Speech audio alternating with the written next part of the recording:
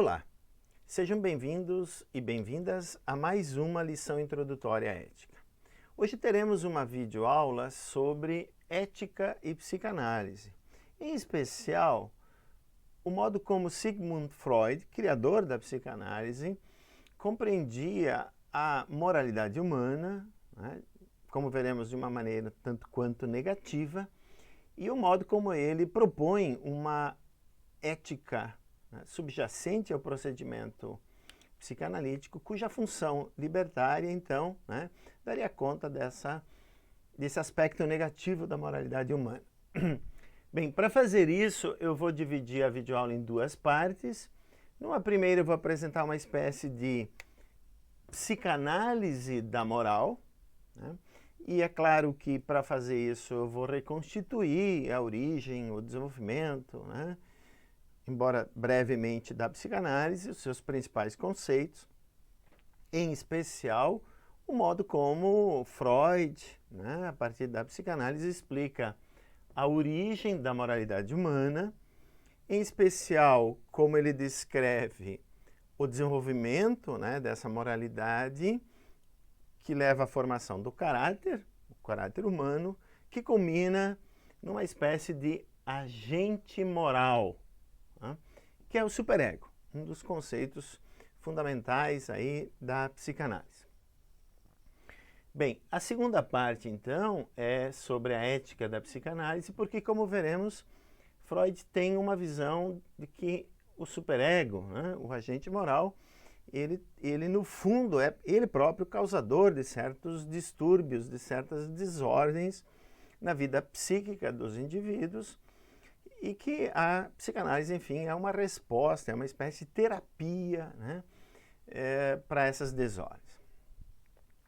Bem, para começar então, claro, é importante lembrar que nós estamos tratando, nas últimas videoaulas, de uma suposta ética pós-moderna, quer dizer, que teria surgido no final do século XIX, que foi exatamente onde Freud se formou, começou a escrever, trabalhar, e descobriu a psicanálise, e que, enfim, esse século é marcado por um certo historicismo, então que poria em questão os pressupostos mais fundamentais da ética moderna, baseada na racionalidade, na autonomia e tudo mais. Então nós vimos que Darwin, que o Freud admirava muito, se inspirou para fazer algumas descobertas, discordou, de algumas teses sobre a moralidade, como veremos. Descreve uma espécie de história natural, onde surge e se desenvolve a moralidade humana. Nós vimos também a genealogia, da moral, das morais, em Nietzsche. E na última videoaula tratamos do materialismo histórico do Marx, que também tem claramente, digamos assim, alguns pressupostos que questionam a moralidade moderna. Em especial, no caso do Freud, a descoberta do inconsciente, de certas pulsões, de certas forças vitais, do nosso inconsciente, do nosso id, colocaria exatamente em xeque a possibilidade de uma decisão autônoma, de ações deliberadas, escolhidas, etc. Então, muitas vezes se diz que Copérnico tirou o ser humano do centro do universo, que Darwin tirou o ser humano do centro da criação, nós somos uma espécie, entre outras, e que Sigmund Freud teria tirado o ser humano de si mesmo, de ser dono de si próprio. Quer dizer, haveria forças inconscientes fundamentais aí, que determinariam as nossas ações. Isso, claro, é um certo questionamento, se isso for verdadeiro, dos pressupostos gerais da ética moderna.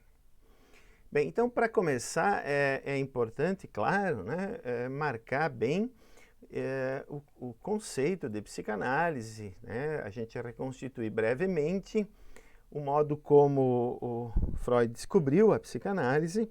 Então, aqui eu vou fazer algumas pequenas observações. Em primeiro lugar, eu gostaria de esclarecer que texto básico que eu utilizo nessa videoaula é um texto do Freud, que, no meu entendimento, apresenta a visão oficial, digamos, né, psicanalítica, ao menos dessa perspectiva freudiana, né, que se chama Esboço de Psicanálise. Bom, então os principais conceitos que eu vou apresentar, eles vão ser extraídos daí, em especial essa ideia de uma ética da psicanálise. Né? Agora, se a gente fizer uma reconstituição do nascimento, né, da psicanálise, é importante lembrar que Freud teve uma formação médica, né, que ele começou a trabalhar com alguns colegas, né, em procedimentos de cura para certas psicoses, né, para certas desordens mentais, por exemplo, né, o comportamento histérico, e que o método, nesse momento aplicado aí no final do século XIX, era a hipnose. Né? E que Freud logo acabou discordando, né, dos seus companheiros que trabalharam, escreveram um livro, inclusive juntos, né, sobre a histeria, o Brauer, e que, enfim, ele pensava que o procedimento da hipnose não era lá tão efetivo, mas fundamentalmente o que ele descobriu é que a maior parte, digamos, das desordens mentais tinha a ver com algum problema sexual, né? da infância da pessoa e assim por diante. E foi assim que ele foi discordando, então, né, deixando de aplicar a hipnose como procedimento curativo e propôs, e isso significa, né, o surgimento da própria psicanálise, o chamado método de livre associação. Basicamente, em que consiste esse método? Consiste, como sabemos, né, o paciente deitado, né, sentado de forma relaxada num divã, né, no sofá, expressando os seus desejos, os seus projetos de vida, os seus temores, né, os seus planos, etc., né, contando a sua vida de uma forma livre, né, para o analista, que fica quieto, né, fica mudo, simplesmente toma notas. E a suposição fundamental aí é que nesse processo o indivíduo não apenas vai expressando os seus desejos conscientes, né, mas eventualmente, por exemplo, através até, né, do relato de certos sonhos, ele expresse algo que ele não saiba a si mesmo, certos desejos reprimidos que vão né, se, entre aspas, armazenando, né, no nosso ou no nosso inconsciente. Essa que é então uma das descobertas do Freud, né, como veremos logo mais. Quer dizer que há algo em nós, né, certas forças pulsantes, fundamentalmente do id, né, que nos levam a fazer certas coisas, a agir muitas vezes de forma sádica ou perversa, sei lá, né, e que nós conscientemente não escolheríamos fazer. Né. Então é nessa situação peculiar, né, de livre vazão, né, de pensamentos, que eventualmente, e isso Freud diz, o paciente não apenas expressa o que ele sabe, mas também o que ele não sabe. Então cabe ao analista ler nas entrelinhas, né, dos atos falhos, por exemplo, né, do paciente, aquilo que vai lá no fundo do seu inconsciente. Né? Bem, esse então é, digamos assim, o método de livre associação, e segundo Freud, né, segundo ele próprio, isso é a psicanálise. Né? 1896, ele disse, esse método é um método da psicanálise. Bem, interessantemente, para nós que estamos trabalhando com questões éticas, né, nessas videoaulas, nesse mesmo momento, nesse mesmo período, apenas um ano depois, né, o Freud escreve uma carta ao amigo Fliess e diz que, além dessa descoberta, né, desse método de livre associação, que esse seria mais eficaz no procedimento de cura de desordens mentais, né, de comportamentos histéricos e tudo mais, do que a própria hipnose, ele diz que esse procedimento vai possibilitar a descoberta da fonte da moralidade. Né? da origem da moralidade. Então é isso que eu gostaria agora de apresentar, né? Como é que Freud, depois de ter descoberto a psicanálise, ele também criou algumas hipóteses sobre o surgimento e desenvolvimento da moralidade humana.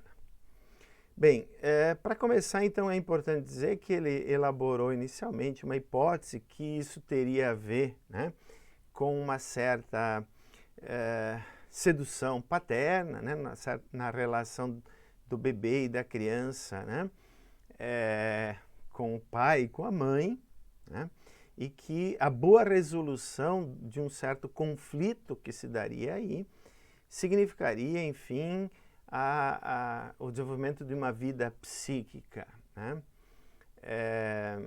saudável, né, que aqui, claro, não significa apenas, digamos, o desenvolvimento fisiológico, né, do cérebro humano, embora lá no início Freud até nomeava certos tipos de neurônios, né, que teriam certas finalidades para isso, mas ele logo viu que o método da livre associação levava à compreensão de que havia muito do simbólico aí também nos sonhos, né, no modo como nós reprimimos certos desejos e tudo mais.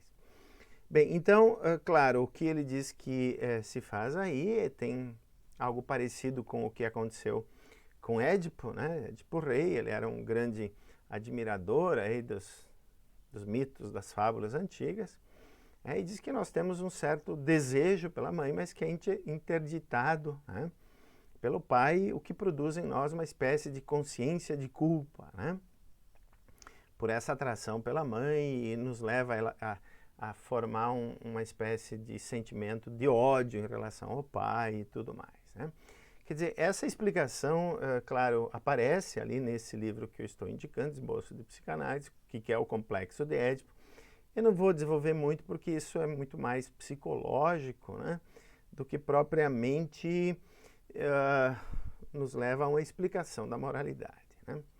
Agora, o que é importante é perceber que é exatamente, né, essa percepção do Freud de que as desordens mentais tinham uma causa lá na infância, né, na nossa vida, né, quando éramos bebês e nessa relação paternal, digamos, né, com o pai e com a mãe, que se produz aí um desenvolvimento psíquico sadio ou não, né, sim, mas também que se desenvolve a própria moralidade, cuja conexão fundamental está então relacionada, né, com uma certa função repressiva que vai ocorrendo aí na figura, por exemplo, paterna e tudo mais, né. Então, claro, ele também, isso é conhecido, né, descreve aí o desenvolvimento sexual, né, do bebê numa fase oral, que depois passa por uma fase anal, né, o desenvolvimento da criança até atingir uma maturidade sexual, né, na fase fálica, genital e tudo mais. Isso tudo é importante, é interessante, né, mas tem o que nos interessa mesmo é como nesse desenvolvimento se dá o próprio processo de formação do caráter, né, do caráter da pessoa. Então, o que o Freud escreve, né, aí é que o caráter da pessoa ele está vinculado a esse desenvolvimento, digamos, né, da vida sexual a partir de excitações sexuais. Ele também é composto pelos impulsos básicos, né, instintivos, desde a nossa infância, vai se construindo, né, e que ele se forma basicamente num processo de sublimação daqueles desejos que nós temos e que são de alguma forma reprimidos, ou pela nossa mãe, ou pelo nosso pai, ou pela sociedade, como veremos, etc., né? Então, esse processo de sublimação, ele é repressivo, né? Ele reprime os nossos desejos e essas construções, enfim, né, elas levam a essa função, digamos, um tanto quanto perversa de termos que lutarmos contra aquilo que nos constitui, que é basicamente os nossos instintos, né? Bem, então, no processo de desenvolvimento sexual se forma também o processo de desenvolvimento do caráter, né? Mas aqui a gente já vê uma certa função, digamos, negativa, né? Quer dizer, a moralidade teria a ver com essa sublimação dos desejos, né? Essa negação do que ele chama também, talvez muito inspirado no Mill, né? Dado que os primeiros estudos dele exatamente foram sobre Mill também, nesse princípio de prazer, né? De busca de prazer, de evitar a dor e etc., que é contraposto com o que ele chama de princípio da realidade. Bem, então, para nós compreendermos um pouquinho melhor esse processo de formação do caráter, né, é importante a gente explicar um pouquinho mais esses conceitos fundamentais do Freud, que são exatamente esses, né? O id, o ego e o superego. Né? Então, o que é o id? O id, basicamente, para o Freud, são aquelas forças vitais animais, digamos, né, em nós, responsáveis pela nossa sobrevivência. Elas são inconscientes, ou melhor, elas são involuntárias. Elas, digamos, acontecem em nós involuntariamente. Né? Então, por exemplo, se eu tenho desejo de comida, eu vou em busca de comida. Se tenho sede, eu quero beber e assim por diante. Né? O próprio instinto, né, sexual isso, ele é inconsciente, ele é involuntário, né? Nós não dominamos ele conscientemente. Bem, enfim, qualquer desejo, né, no sentido estrito, qualquer necessidade fundamental humana, né, está relacionado com esses impulsos vitais, esses impulsos instintivos. É isso que é o id, né? O id. Essa parte, a neurociência falaria dessa forma hoje em dia, né? Essa parte mais, digamos, relacionada ao nosso cérebro reptilíneo, né? Quer dizer, aquilo que nos constitui na nossa psicomotricidade, que mantém nós vivos não conscientemente. Tá? Bem, agora, o id, né, como a gente já viu, ele está sempre numa relação também com outras pessoas, né? E aí vai instituindo um certo princípio de realidade. Nós temos desejo, digamos, né, o bebezinho tem desejo de mamar, mas a mãe pode pôr um limite a esse desejo e tudo mais. Então aí começa a se formar o ego. Tá? Quer dizer, o nosso próprio eu, a nossa identidade pessoal, aquilo que diz a respeito ao domínio que nós temos que ter sobre a parte voluntária, né, da nossa vida psíquica. E aqui nós temos, fundamentalmente, então, né, a compreensão de que, embora tenha uma linha de continuidade entre o id e o ego é uma outra função da nossa vida psíquica, que tem lá as suas leis, os seus modos de funcionamento e tudo mais. Né? Que é onde se dá exatamente, né, esse conflito do indivíduo entre aquilo que ele quer, impulsionado pelo id, e o princípio da realidade, o princípio do prazer e o princípio da realidade. E que, enfim, o ego é, então, responsável por gerenciar isso, né, de alguma maneira. Seja, por exemplo, né, dando vazão aos desejos, sendo reprimindo ou se reprimindo e sublimando e tudo mais, mas na medida em que ele vai reprimindo cada vez mais, sublimando, isso vai causando, né, certos transtornos mentais. Os desejos são não realizados. E lembre, então, os sonhos são, de alguma maneira, esses desejos, né, que não são realizados, que vêm à tona na nossa vida psíquica noturna, inconsciente. Tá? Bem, agora, como é que se forma, então, isso que é importante, né, o que o Freud chama de agente moral, quer dizer, o superego. Né?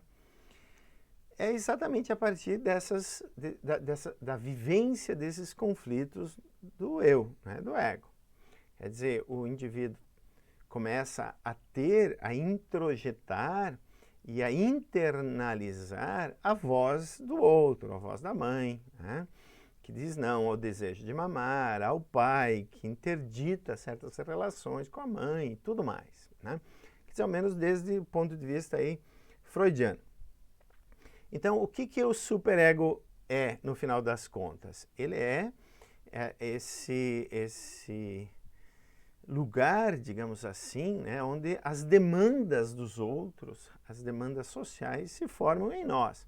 Então é como se criassem em nós, no nosso ego, uma voz, a voz dos outros, digamos assim, e cujas demandas se impõem sobre o modo como a gente gerencia no ego, né, o princípio do prazer e da realidade, como em nós se gerencia aquilo que é mais profundo, que são as vivências do próprio inconsciente. Né? Bom, então o que importa para nós na explicação freudiana da moralidade é exatamente esse conceito, né? Esse conceito de superego. O conceito, enfim, de um agente moral. Né? Então, dada a importância dessa compreensão e da descrição, digamos, freudiana, né, da vida moral, eu gostaria de ler aí uma passagem onde o Freud, né, de uma forma bonita até, o Freud escrevia bem, né, super bem, onde ele, enfim, explica como se dá o que é esse superego no final das contas. Né? Então, me permitem, aí eu vou ler esse trechinho. Freud diz o seguinte, como é que então ele caracteriza aí esse agente moral que se formaria mais ou menos, né, ao redor dos 5 anos. Freud escreve, esse agente, esse novo agente psíquico, continua a efetuar as funções que até então haviam sido desempenhadas pelas pessoas, né, os outros, do mundo externo. Ele observa o ego, dá-lhe ordens, julga-o e ameaça-o com punições, exatamente como os pais cujo lugar ocupou. Então, o que é o superego? O superego é aquela voz do pai e da mãe, no final das contas, né? Que passa a ser introjetado, né, internalizado no próprio sujeito, no próprio indivíduo. Chamamos este agente de superego e nos damos conta dele em suas funções judiciárias, como nossa consciência. Então, essa que é a explicação, digamos, freudiana para a origem da consciência moral. Né? Se nós sentimos ou não culpa, né, por desobedecermos ou por agirmos de forma errada, no final é uma espécie de voz inculcada em nós pelos outros, né, pelo pai, pela mãe, pela sociedade, e essa voz interior acaba nos punindo de alguma forma. Essa que é a consciência moral. É impressionante que o superego frequentemente demonstre uma severidade para a qual nenhum modelo foi fornecido pelos pais reais. E, ademais, que chame o ego a prestar contas, não apenas de suas ações, mas igualmente dos seus pensamentos e intenções não executadas, das quais o superego parece ter conhecimento. Então, está aí a função repressora, né? A sublimação. Isso nos lembra que o herói do mito de Édipo também sentia-se culpado pelas suas ações e submeteu-se à autopunição, embora a força coercitiva do oráculo devesse tê-lo isentado de culpa em nosso julgamento, e no seu, quer dizer, do próprio Édipo. O superego é, na verdade, herdeiro do complexo de Édipo, e só se estabelece após a pessoa haver se libertado desse complexo.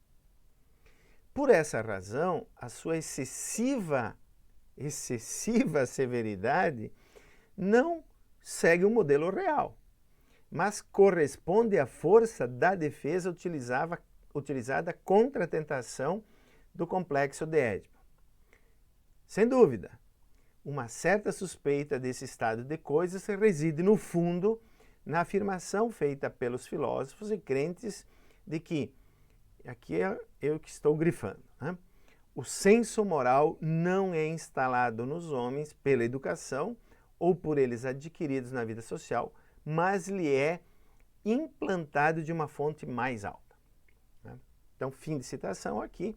Então, a gente vê, eu acho muito interessante essa explicação, né, da formação da consciência moral, que apesar da gente poder questionar e tudo mais, né, ela mostra claramente como se forma em nós, digamos, uma voz, entre aspas, né, interior, né, dos outros, da sociedade, cujas demandas representariam aquilo que na psicanálise é a própria moralidade.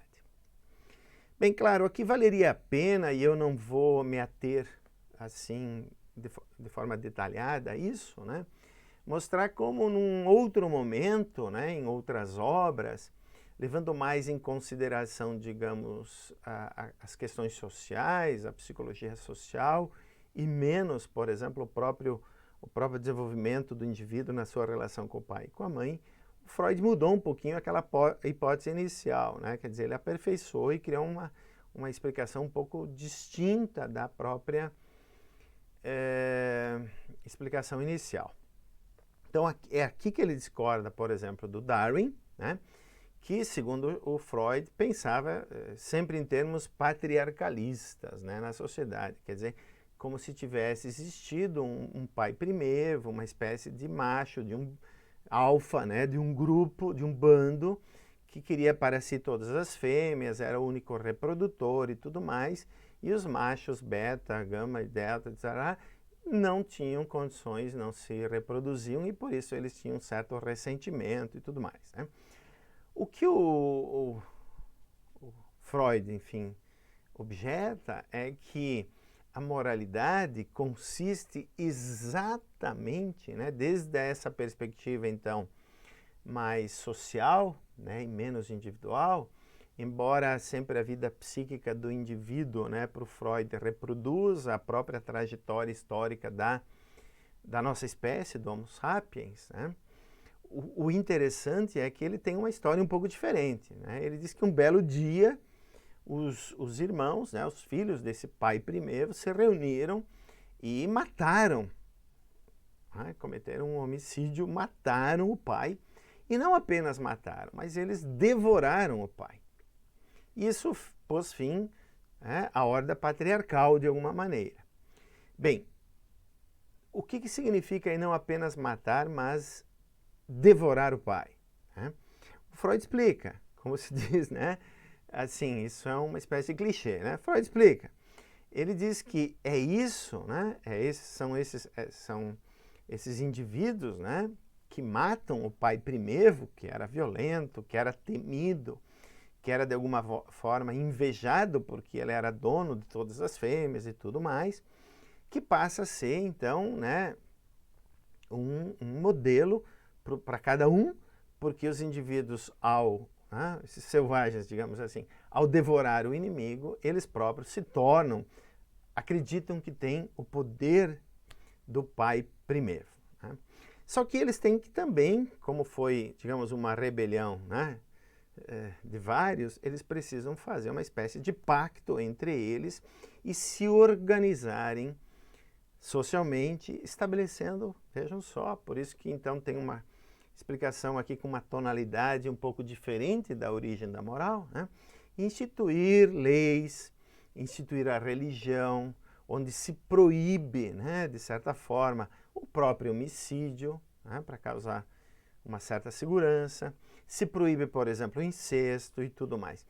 E que a moral, né, diz o Freud, eu grifei isso aí, a moral é exatamente essa forma, né, de organização social, de leis como não matarás, né, e tudo mais. Então, o superego, o agente moral, no final das contas, né, se ele é a internalização dessa voz exterior, sendo essa história ou história, né, verdadeira, é ela que impõe em nós regras morais como não mentirás, não matarás, não mentirás, não cometerás incesto e tudo mais. Então, a origem, né, das grandes instituições culturais para o Freud, não só a moralidade, mas a própria religião, que também tem essas interdições absolutas, né, de não cometer incesto e tudo mais, são exatamente aquilo que o Freud pensa que seja a moralidade. Bom, agora eu passo então para finalizar a segunda parte da minha videoaula. Quer dizer, essa é a explicação né, do surgimento e desenvolvimento da moralidade, que para o Freud, então, culmina na criação, né, desse superagente, né, na construção desse agente moral, o superego. Bem, é claro que há uma função, digamos assim, repressora, né, o indivíduo sublima os seus desejos a partir desse princípio da realidade, né? Eu aqui não toquei em outras coisas, como isso também pode criar um certo sentimento, digamos, de autodestrutivo, né, do indivíduo, nesse instinto que vem também do id, né, para o Freud, de querer voltar ao inorgânico, né, ao estágio inicial e tal, que é uma espécie de pulsão de morte, né, o Thanatos, e que isso sempre está em conflito, digamos, com Eros, né, com o impulso da vida, do amor e tudo mais. Quer dizer, tem claramente uma visão aí negativa, né, que valeria a pena até de aprofundar um pouco mais da função da moralidade na nossa vida, né? E, claro, eu acho que sempre, até Freud, em geral, a moralidade era vista muito mais, né, de uma forma positiva, mas aqui a gente vê que tem algo complicado na nossa vida moral. Aliás, a gente já tinha visto isso, né, na ideia da alienação, né, no Marx, na ideia da exploração dos indivíduos, né, e tudo mais. Ou até na ideia do ressentimento, né, nietzschiano.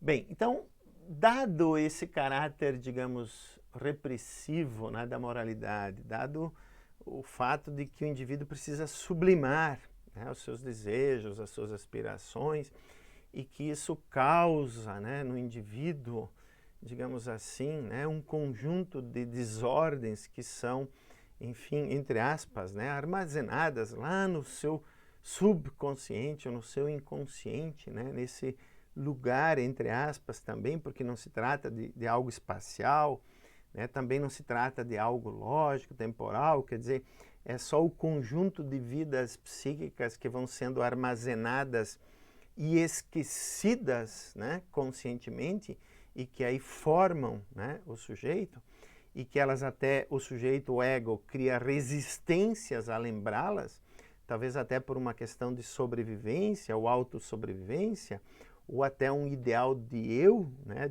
de um ego que acaba não apenas reprimindo, sublimando, mas esquecendo, né? Quer dizer, fica inacessível às nossas memórias, né, esses desejos reprimidos, assim como traumas, né, são reprimidos pelo indivíduo. Então, o que acontece? Isso causa certas distorções psíquicas na vida, né, dos indivíduos. A psicanálise é uma resposta a isso, né? Como vimos, não por hipnose, mas por livre associação. Agora, como se dá esse processo, né, psicanalítico? Bom, eu não vou entrar nos aspectos dos procedimentos médicos aqui, em que medida, além de sentar no divã e falar livremente, né, há todo aí um momento onde o indivíduo transfere para o analista, né? Enfim, essas questões são interessantes, mas vamos deixar aos profissionais que praticam a psicanálise. O que importa aqui só é tentar encontrar o modo como Freud via a função libertária da psicanálise. Quer dizer, que no final das contas, sendo uma terapia, ela deveria curar, né, o indivíduo. Então, essa ética subjacente à psicanálise é esse nosso último tópico. E aqui, novamente, né, eu vou ler um trechinho que aparece no livro que eu já mencionei várias vezes, né, Esboço de Psicanálise, onde o Freud descreve esse encontro, né, entre o analista e o paciente, e ali a gente vê os pressupostos éticos da psicanálise. Então eu leio. O médico analista e o ego enfraquecido do paciente, baseando-se no mundo externo real, têm de reunir-se num partido contra os inimigos. Quais são os inimigos? As exigências instintivas do id e as exigências conscienciosas do superego. Fazemos um pacto um com o outro. O ego enfermo nos promete a mais completa sinceridade, Isto é, promete colocar à nossa disposição todo o material que a sua autopercepção lhe fornece. Garantimos ao paciente, né, então, por outro lado, a mais estrita discrição e colocamos a seu serviço a nossa experiência em interpretar o material influenciado pelo inconsciente. Nosso conhecimento destina-se a compensar a ignorância do paciente e a devolver ao seu ego o domínio sobre as regiões perdidas de sua vida mental. Esse pacto constitui a situação analítica. Então, como a gente vê esse pacto, né, parece uma ética aí contratualista, digamos, né, entre o profissional da saúde, né, o analista e o paciente, ilustra bem como certos pressupostos éticos precisam funcionar, né? Então, por exemplo, a absoluta sinceridade do paciente, né? Por outro lado, né, do lado do analista, né, a discrição, né, o respeito à privacidade, por exemplo, do paciente e tudo mais, né? E o certo conhecimento que ele tem, que fica à disposição para indiretamente auxiliar o indivíduo no processo de livre associação a identificar as causas, talvez lá na infância, né, na relação paterna e tal, ou com a sociedade em geral, a origem dos seus distúrbios e assim curar-se. Né? Quer dizer, aqui, claro, a gente já iria adentrar, né, ao século XX e, portanto, diria a respeito à ética contemporânea, então eu não vou desenvolver. Mas teria muita coisa interessante que voltaremos a discutir nessa relação profissionais de saúde e pacientes, quando tratarmos, por exemplo, né, de questões éticas em pesquisa, na bioética e tudo mais. Né? Agora, para finalizar então, para encerrar, eu simplesmente gostaria de lembrar, e claro, isso também já nos leva para ética no século XX, né? Nós temos continuidades do modo freudiano de compreensão da psicanálise, temos dissidências, né, e críticas e tudo mais. Por exemplo, né, o Popper questionava não apenas o marxismo como não tendo um estatuto epistemológico equivalente a uma ciência natural, embora o Marx pretendesse, como também ele critica as bases epistemológicas da psicanálise, né? Que, como vimos, embora Marx pretendesse, né, fosse algo equivalente às leis evolutivas do Darwin, também o Freud poderia ter, digamos, problemas epistemológicos no modo como ele entendia a psicanálise. Né? Quer dizer, para o Popper isso só significava que tanto o marxismo quanto a psicanálise não podiam ser refutadas, né? Não previam fatos os quais poderiam se contrapor, digamos assim, certas teses fundamentais. Né? No caso da psicanálise, o complexo de Édipo, Freud dizia, bom, se você não tem manifesto, então os indivíduos têm latente e tal. Né? Quer dizer, isso soa algo tautológico no final das contas e, no fundo, foi a psicanálise, tanto quanto o marxismo, foi exatamente criticado nesses termos. Entretanto, claro, teríamos que discutir aí a pertinência da própria epistemologia popperiana, né? E talvez a psicanálise não se entenda, no final das contas, né? Porque ela leva em consideração, digamos, os aspectos simbólicos, né, da vida sexual, da vida moral e tal, ela não precisa se entender como uma ciência estrito sensu natural, como a física, né, química e tal. Muito mais, talvez, como toda a medicina, né? A medicina talvez seja a mais científica das humanidades e a mais humana da ciência. Então, né, a própria psicanálise, ela sempre é mais associada às humanidades do que às ciências chamadas duras. De qualquer maneira, para a gente continuar, e eu vou retomar, né, eu só gostaria de indicar esse livro